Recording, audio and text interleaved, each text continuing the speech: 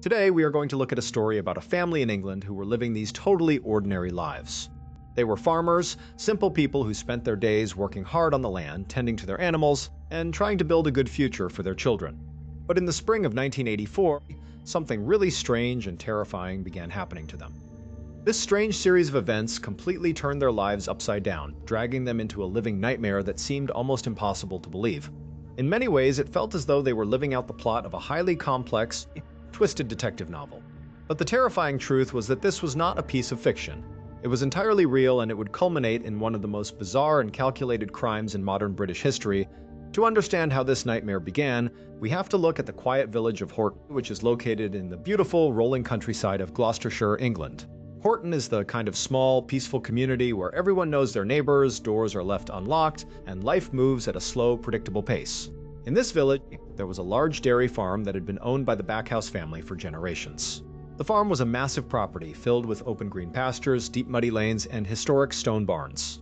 For decades, it had been a symbol of hard work and success. In 1984, the farm was being run by a 43-year-old dairy farmer named Graham Backhouse. Graham was a tall, quiet man who spent his days dressed in heavy work boots and mud-splattered overalls. To his neighbors, Graham seemed like a dedicated family man who was doing his best to keep the family legacy alive. He lived in the spacious stone farmhouse with his wife, Margaret, and their children. To anyone looking in from the outside, the Backhouse family seemed to have a picture-perfect country life. But behind closed doors, the reality was vastly different. Graham was carrying an incredibly heavy financial burden, and he was completely exhausted by the constant physical labor. 5 years earlier, in 1979, Graham's father had passed away.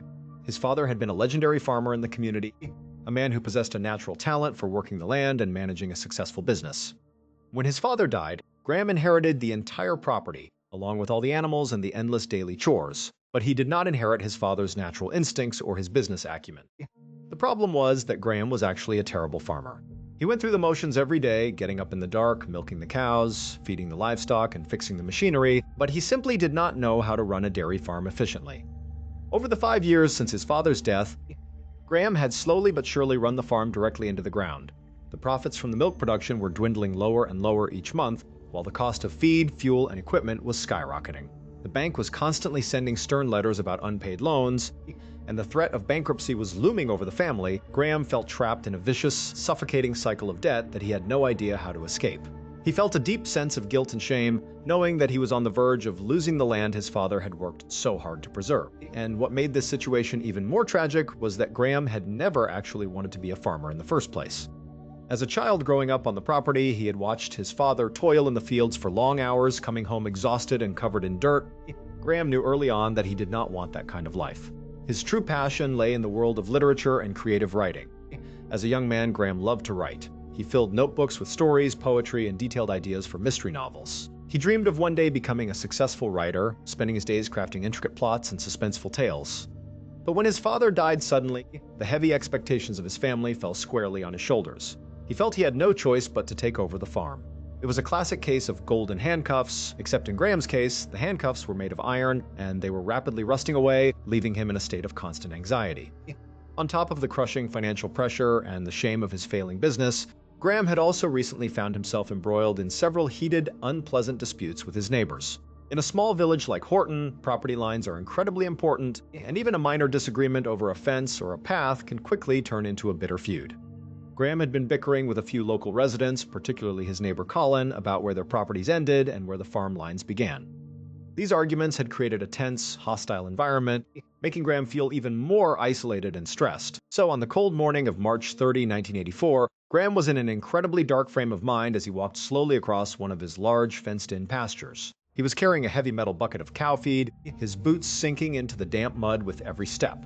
His mind was swimming with worries about the bank, the debts, and the mounting list of farm chores that he still had to complete that day.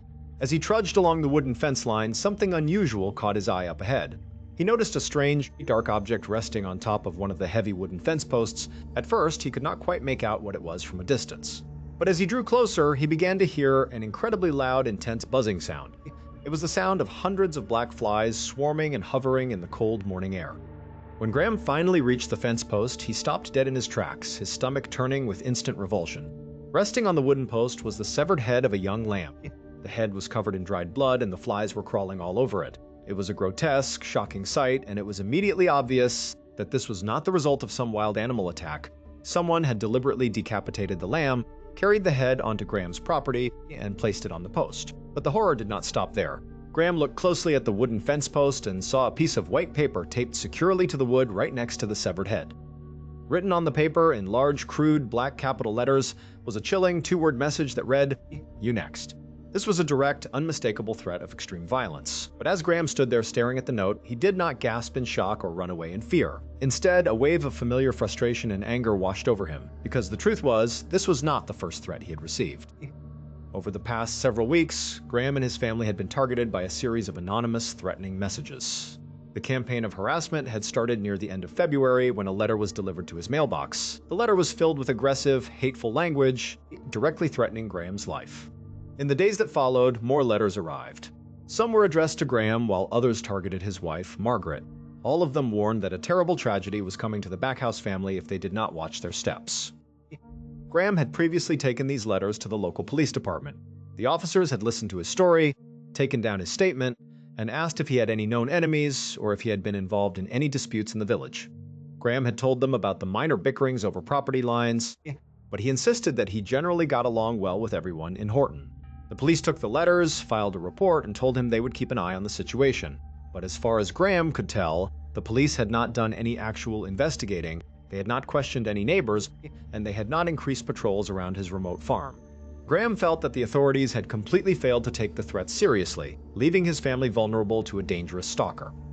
Now, looking at the severed lamb's head and the new note, Graham realized that the situation had escalated dramatically. It was no longer just a series of mean words on a page. Someone had actually slaughtered an animal and brought it onto his land. It was a clear sign that the stalker was willing to use physical violence, furious and deeply unsettled. Graham grabbed the tape, ripped the threatening note off the wooden post, and marched back across the muddy field towards his farmhouse. He was determined to make the police listen to him this time. He picked up the telephone, called the police station, and demanded that they take immediate action to protect his family. 10 days later, on the morning of April 9, 1984, the atmosphere at the Backhouse farm seemed to have quieted down slightly, though the underlying tension was still thick.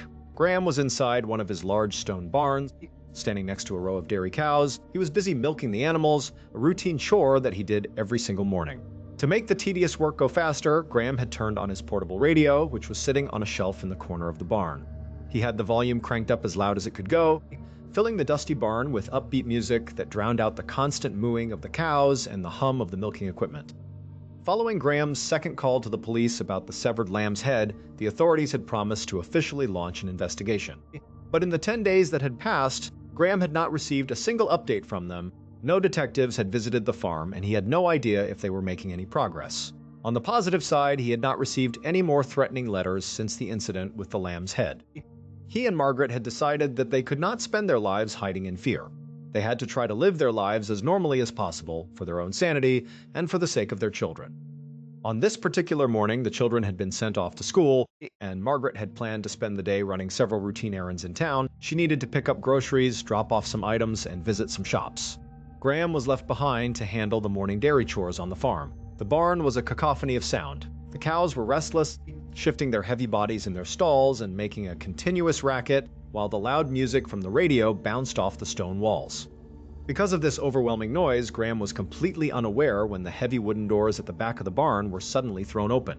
He did not hear the footsteps rushing in behind him. The first indication that something was wrong came when he suddenly saw two men from the village charging into his line of sight. They were waving their arms frantically, their faces pale and filled with sheer panic. They were shouting something at him, but their voices were completely drowned out by the radio. Graham immediately knew that something terrible had happened. He lunged forward, turned off the radio, and the barn fell into a sudden, tense silence. He turned to the two men, his heart beginning to race, and asked them what was going on. The men, breathless and trembling, told him that his wife Margaret had been in a horrific accident just outside the house. They told him he needed to run outside immediately. Graham was completely stunned. He had assumed Margaret was already on her way to town, miles away. He could not understand how she could have been in an accident right outside the house. He dropped his milking tools and bolted out of the barn, sprinting alongside the two neighbors. As they rounded the corner of the barn and entered the main yard, Graham looked toward the farmhouse. His eyes immediately locked onto a thick, dark column of gray smoke that was curling up into the morning sky. The smoke appeared to be rising from the back of the house, where the main driveway was located. Graham ran as fast as his legs could carry him, turning the corner of the stone house and heading towards the driveway.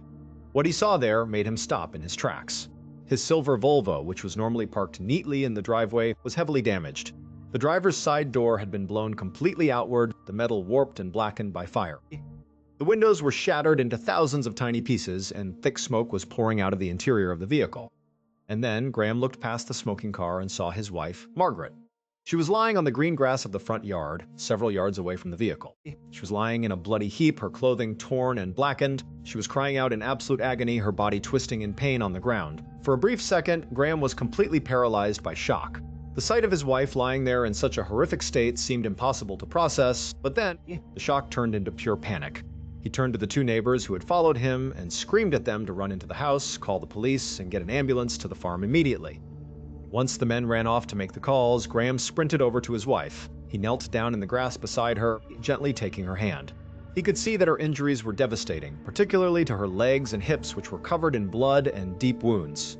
He did his best to comfort her, whispering that help was on the way as she drifted in and out of consciousness. About 20 minutes later, the quiet country road leading to the farm was filled with the screaming sirens of police cars and ambulances. Paramedics rushed onto the property carrying medical bags and a stretcher. They immediately went to work on Margaret, applying bandages, administering pain relief, and carefully lifting her onto the stretcher. It was an absolute miracle that she was still alive. The blast had been incredibly powerful, but she had somehow survived the initial detonation. Her legs and lower body had taken the brunt of the explosion, and she had hundreds of tiny pieces of hot metal shrapnel embedded in her flesh. The paramedics loaded her into the back of the ambulance, preparing to rush her to the nearest hospital for emergency surgery. Graham desperately wanted to climb into the ambulance and go with his wife, but as he moved towards the vehicle, a police officer stepped in front of him. The officer told him that he had to stay at the scene. The farm was now an active crime scene, and it was rapidly being swarmed by investigators and a specialized bomb squad. The detectives had quickly determined that the explosion was not an accident caused by a mechanical failure. A highly destructive pipe bomb had been deliberately planted underneath the driver's seat of the Volvo, wired to detonate when the ignition was turned on. The bomb squad needed to search the entire property, including the barns, the outbuildings, and the house, to ensure that the bomber had not planted any other explosive devices on the farm. In the meantime, the lead investigator, Detective Superintendent Tom Evans, needed Graham to remain at the scene to give a detailed statement. Graham was a whirlwind of emotions. He was terrified for his wife, wondering if she would survive her horrific injuries, but he was also burning with a deep, intense rage. He looked at the police officers and began to shout, telling them that this was their fault. He had warned them about the threatening letters, and he had warned them about the severed lamb's head. He had told them that someone was trying to kill his family, and they had done nothing to protect them. As Graham calmed down slightly, he began to explain the details of the morning to Detective Superintendent Evans. He pointed out that the silver Volvo was his car. He was the only one who ever drove it. Margaret had her own car, which she used for all of her daily errands. The only reason she was driving his Volvo on this particular morning was because her own car had developed a sudden ignition issue. She had asked to borrow his keys so she could run her errands in town. It was a complete, tragic coincidence that she was in the driver's seat when the bomb went off. This meant, without a doubt, that the bomb had been planted to kill Graham. The killer had targeted his car, expecting him to be the one who turned the key that morning. As Graham was explaining this to the detectives, a loud vehicle engine caught their attention. They looked down the driveway and saw a yellow mail delivery van driving slowly onto the property. The mailman was driving right past the police cars and the yellow tape, heading directly towards the house. The police officers stationed at the edge of the driveway immediately ran forward, waving their arms and shouting at the driver to stop. The mailman brought the van to a halt, looking completely bewildered by the massive police presence. He explained to the officers that he was just trying to deliver the daily mail to the Backhouse family. One of the officers walked over to the van, took a stack of envelopes from the mailman, and ordered him to turn his vehicle around and leave the area immediately. The officer then walked up the driveway and handed the stack of letters to Graham. Graham held the mail in his hands, his fingers trembling. As he looked down at the envelopes, his eyes locked onto the letter sitting right at the top of the stack. His heart skipped a beat. The address on the front of the envelope was written in the exact same distinctive handwriting as all the previous threatening notes. It was written in the same block capital letters using the same blue ballpoint pen. Graham turned to the detective, his voice shaking with anger, and told him that this was another threat. He was certain that the envelope contained a message from the bomber. Detective Superintendent Evans immediately took the stack of mail from Graham's hands. He told Graham not to touch the envelope any further, explaining that it was now a critical piece of physical evidence in an attempted murder investigation. They would take it to the laboratory to analyze it for fingerprints and other forensic clues. 15 days later, on the afternoon of April 24, 1984, Graham Backhouse walked slowly down the quiet country road outside his farm. The afternoon air was cool, but it did little to ease the intense anxiety and fear that had taken over his life. His wife, Margaret, had miraculously survived the bombing, but she was still in critical condition in the hospital.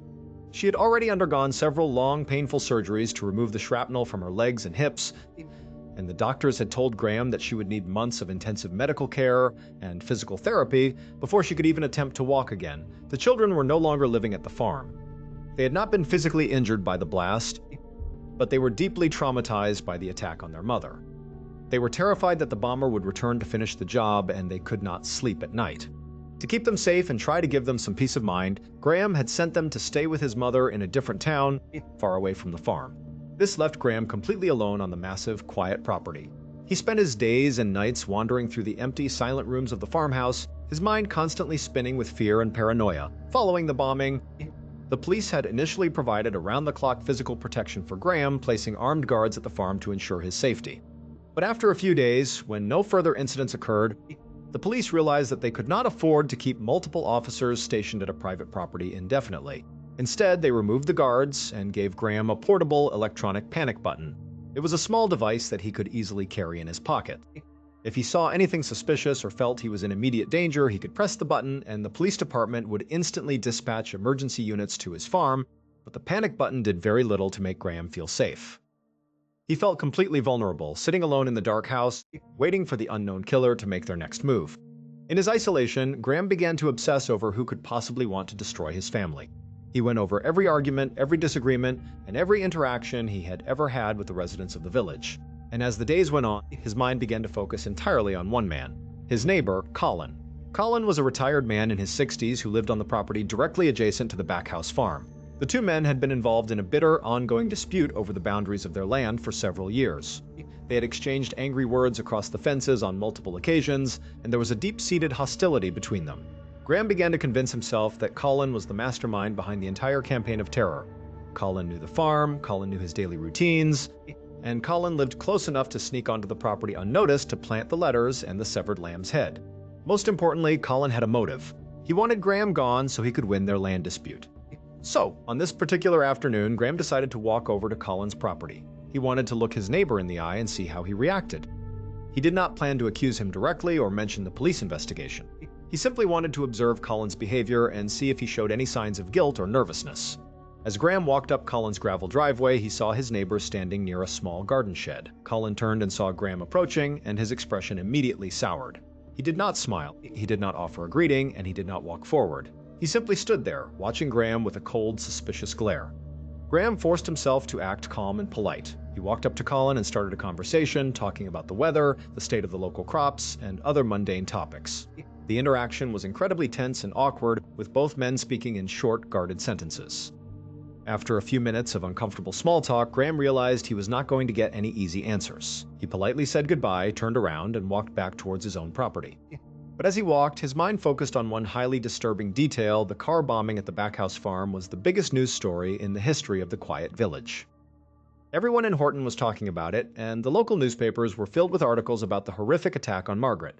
Yet, during their entire conversation, Colin had not made a single mention of the bombing. He had not asked how Margaret was doing in the hospital. He had not expressed any sympathy, and he had not asked if the police had any suspects. He had behaved as if nothing had happened at all. To Graham, this complete silence was the ultimate proof of Colin's guilt. He was convinced that Colin was avoiding the subject because he was terrified of slipping up and revealing his involvement.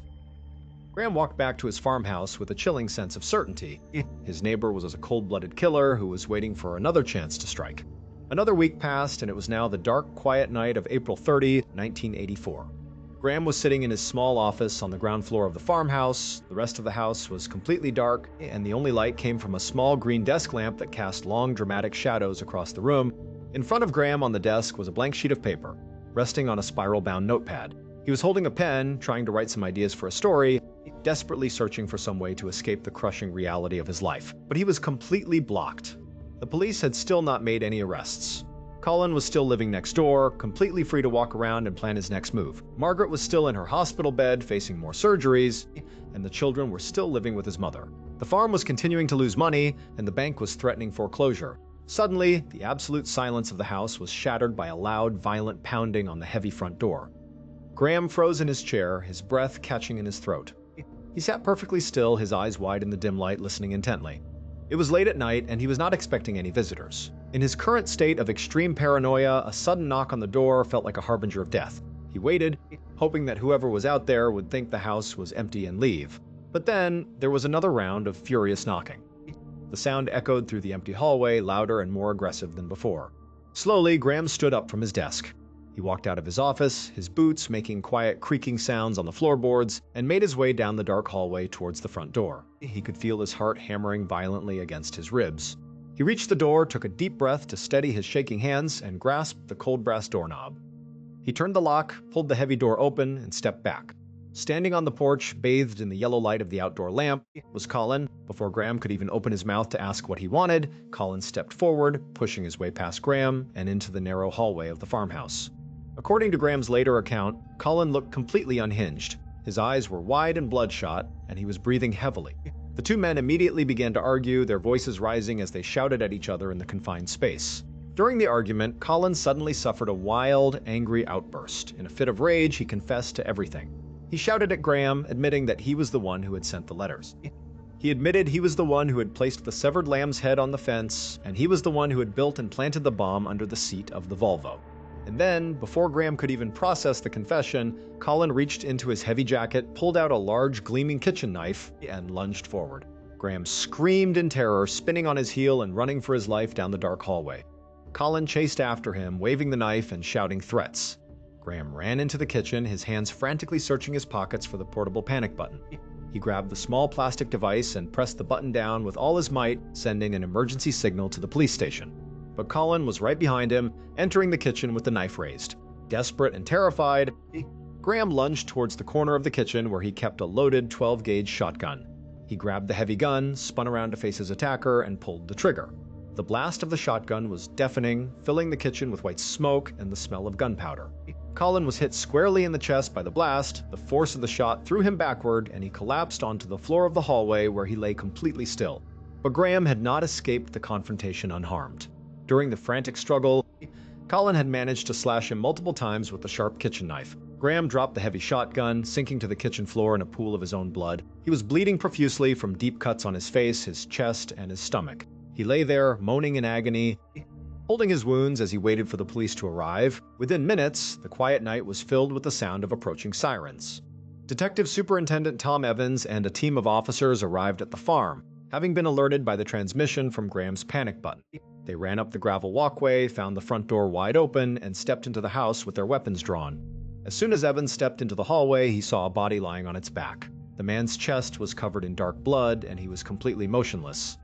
Evans approached the body and realized it was Colin, the neighbor. In his right hand, Colin was still clutching the large kitchen knife, his fingers wrapped tightly around the wooden handle. From the kitchen, Evans heard the sound of weak groaning. He and his officers moved quickly down the hallway, turning the corner into the kitchen. The room was in complete disarray. Chairs and tables had been knocked over, and there was blood splattered across the floor, the walls, and the wooden cabinets. Lying on the floor in the middle of the kitchen, cradling his shotgun, was Graham Backhouse. He was covered in blood, and he had a horrific, deep gash running across his face, as well as several long cuts on his chest and stomach. He was in severe pain, but he was conscious. Evans knelt down beside Graham and asked him what had happened. Through gritted teeth and painful gasps, Graham explained that Colin had shown up at his door, pushed his way inside, and confessed to the bombing and the threats. He then claimed that Colin had pulled a knife and chased him into the kitchen, forcing Graham to grab his shotgun and shoot him in self-defense. Paramedics arrived shortly after, administering first aid to Graham and rushing him to the hospital for emergency surgery. The police once again cordoned off the entire property, declaring it a double crime scene. Evans and his team began the painstaking process of collecting physical evidence, taking hundreds of photographs, and trying to reconstruct the violent confrontation. During their search of Colin's property next door, they found the piece of metal pipe hidden under the leaves, which matched the bomb perfectly. To the public, it seemed like a clear-cut case of self-defense against a madman. But as Detective Superintendent Evans and his team of forensic experts began to analyze the physical evidence over the next few days, they started to find several highly disturbing anomalies that did not fit Graham's story.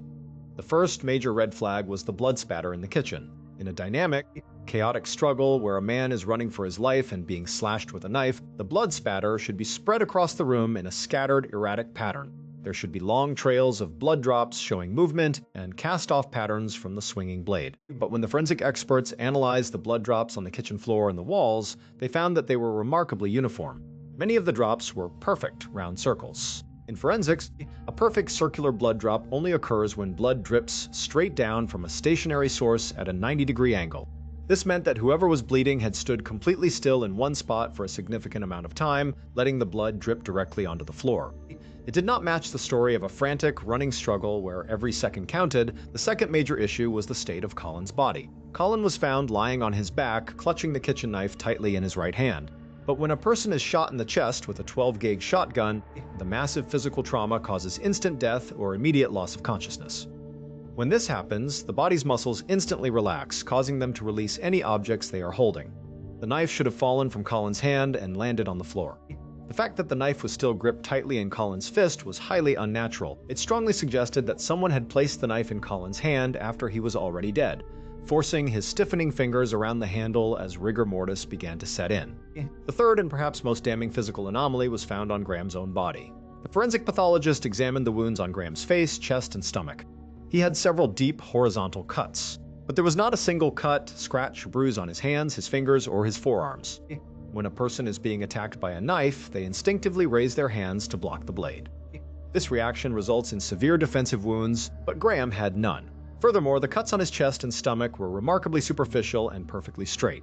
They did not look like the jagged, erratic wounds caused by a violent struggle. They looked like slow, deliberate, carefully controlled cuts. They looked exactly like self-inflicted wounds, made by someone who wanted to look like a victim but was careful not to cause themselves any serious, life-threatening damage.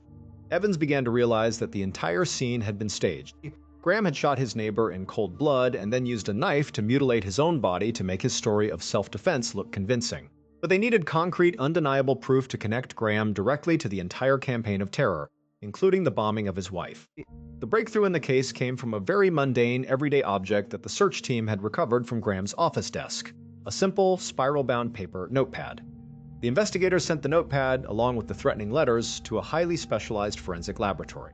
The forensic scientists used a highly sensitive piece of equipment known as an electrostatic detection apparatus, or ESDA. This machine is capable of revealing invisible indented impressions left on sheets of paper when someone writes on the pages above them. When the scientists analyzed the pages of Graham's spiral notepad under the ESDA machine, they made a shocking discovery. On one of the blank pages near the middle of the pad, they found the indentation of a very specific, hand-drawn circular doodle. It was a unique, abstract design that Graham had sketched while sitting at his desk. The scientists then analyzed the actual threatening letters that had been sent to the farm, including the note found with the severed lamb's head and the letter delivered by the mailman on the day of the bombing. Under the specialized lighting, they found that several of these letters contained the exact same indented impression of the circular doodle.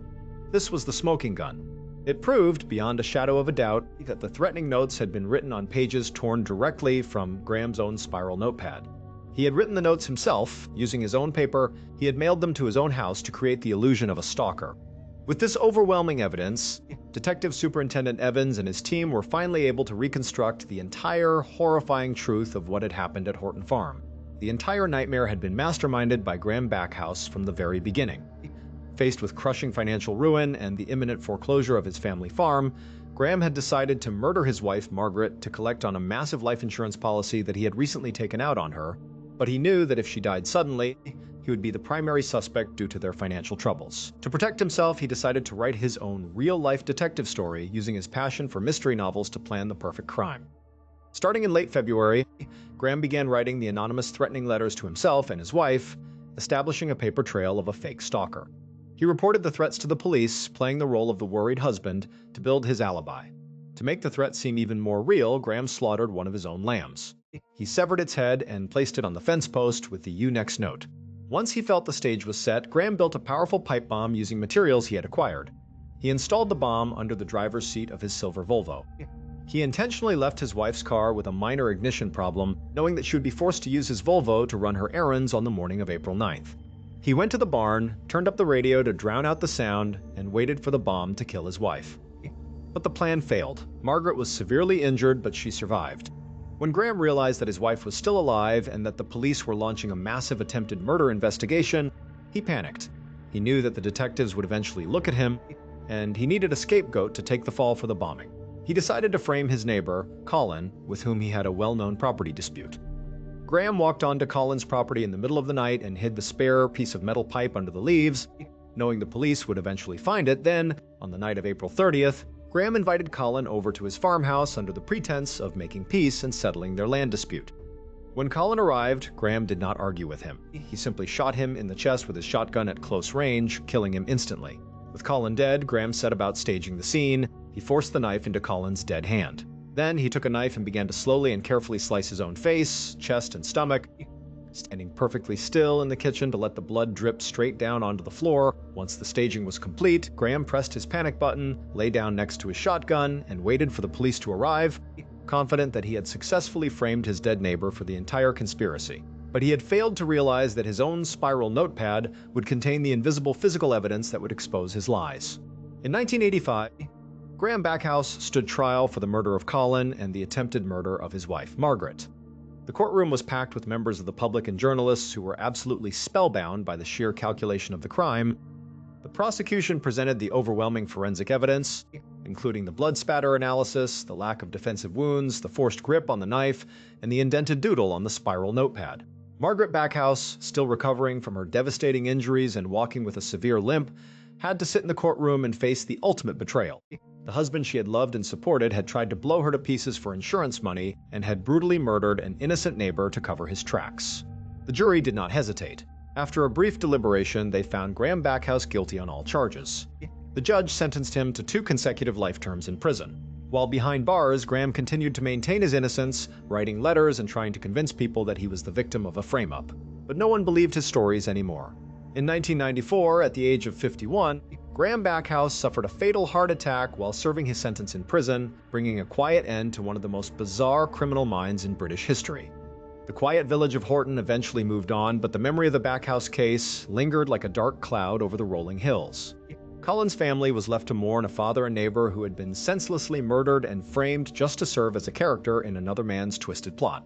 Margaret and her children had to rebuild their lives, carrying the physical and emotional scars of a betrayal so deep it seemed almost impossible to survive. And the empty fields of the old dairy farm remained, a silent, haunting monument to the devastating consequences of greed and the ultimate failure of a man who tried to write the perfect murder.